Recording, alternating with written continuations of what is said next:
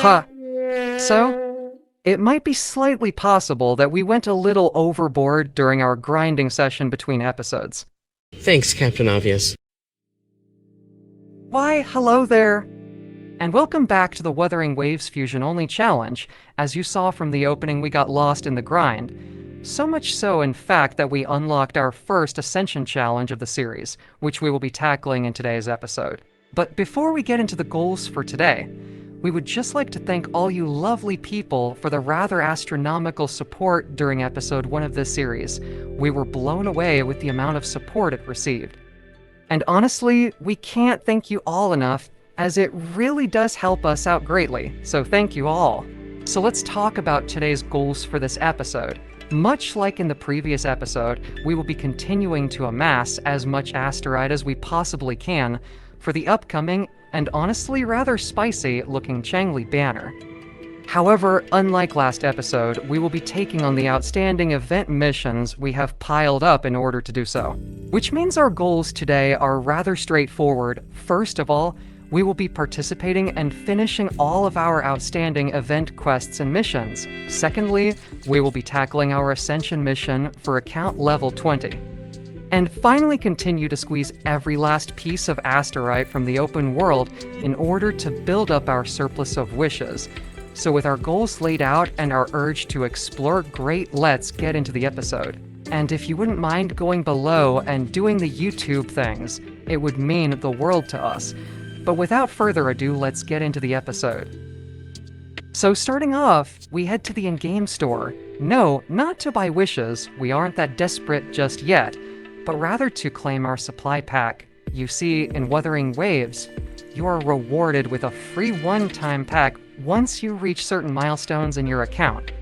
So having reached account level 20, we can claim our first pack, which contains some in-game currency, 3 standard pulls, and 10 basic Echo experience materials, which may not be much, but hey, it's free at least, right?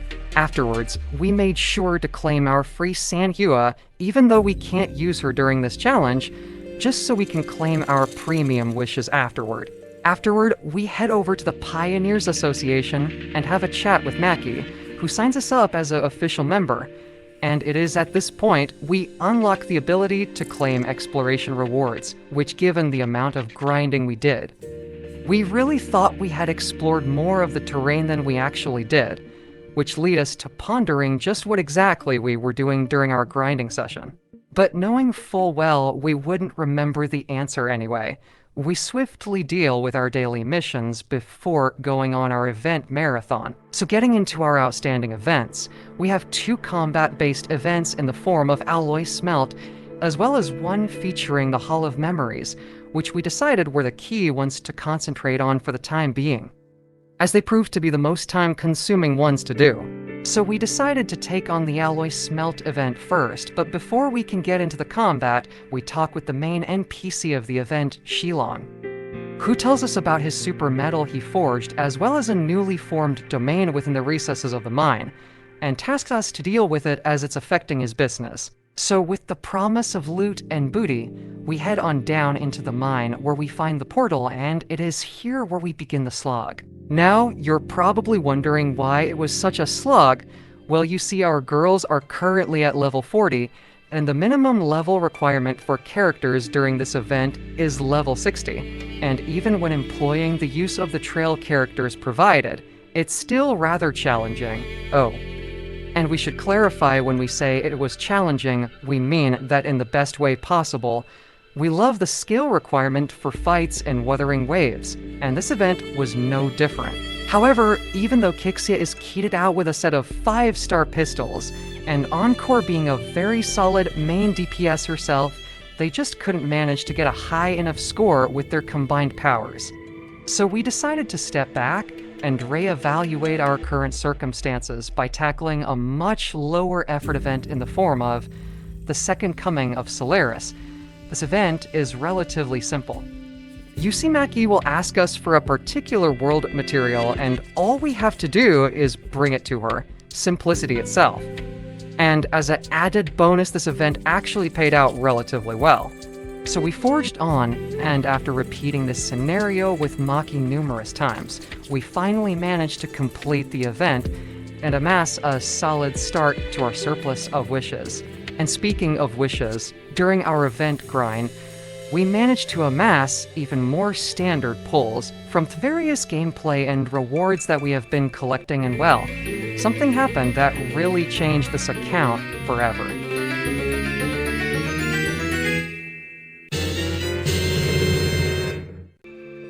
Oh my god! So in a moment of sheer luck, we managed to secure ourselves yet another 5-star weapon in the form of the Cosmic Ripples Rectifier, which is a massive power boost for Encore.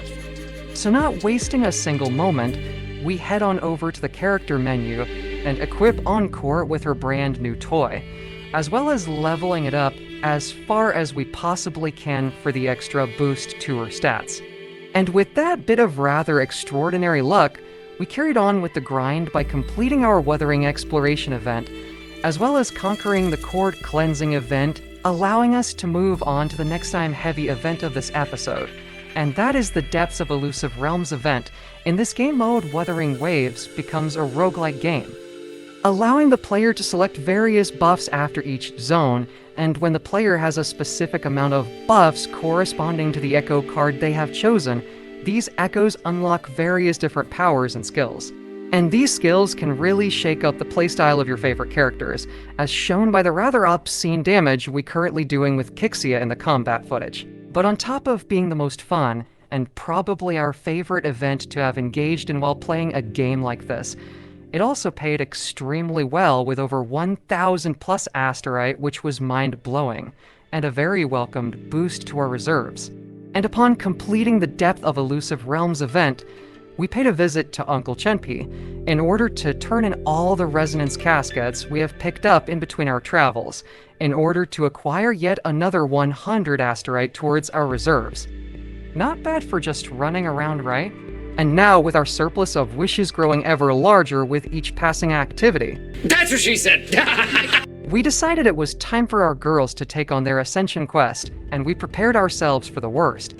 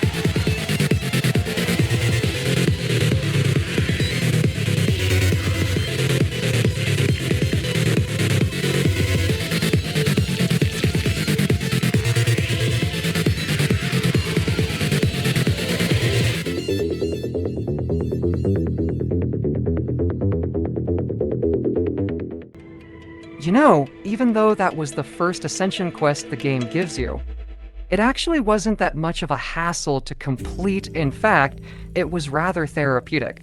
But given karma, now that we've said that we're sure these words will come back to bite us later on in the challenge. But until then, we begin powering up our girls yet again by leveling up Kixia, Encore, as well as their weapons to level 50. This is wicked cool.